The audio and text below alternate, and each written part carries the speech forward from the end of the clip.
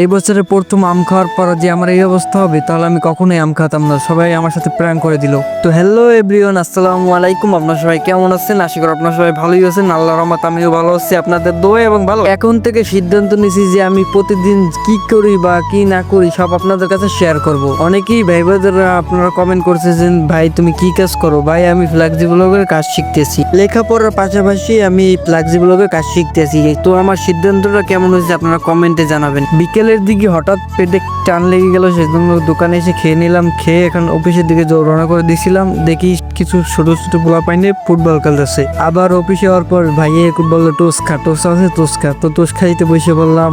তো এখন আমরা আম খাবো, দেখতে দেখেন কি অবস্থাটা হয় আমার। আসলে আম এবং তিতুলে আমি দেখলে লোভ সামলাইতে পারিনি। আমটা এত পরিমাণে চুপকো ছিল আমি কল্পনাও করতে পারিনি।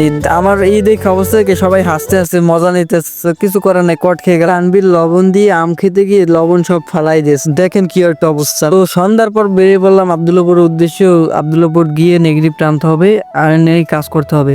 সেজন্য আব্দুল্লাপুর চলে আসলাম। আব্দুল্লাপুর চলে আসা এখন নেগেটিভ অফিসে বসে রয়েছি। এখান থেকে ওয়েট করার পর কিছুক্ষণ পর ভাই প্যাকেট করতেছে, দেখতেছেন আমার বড় ভাই প্যাকেট করতেছে। তো নেগেটিভটা নিয়ে বাসা যাচ্ছি। তো সবাই ভালো থাকবেন, সুস্থ থাকবেন, দেখা হচ্ছে নতুন কোনো ভিডিওতে। আসসালামু আলাইকুম রহমতুল্লাহ।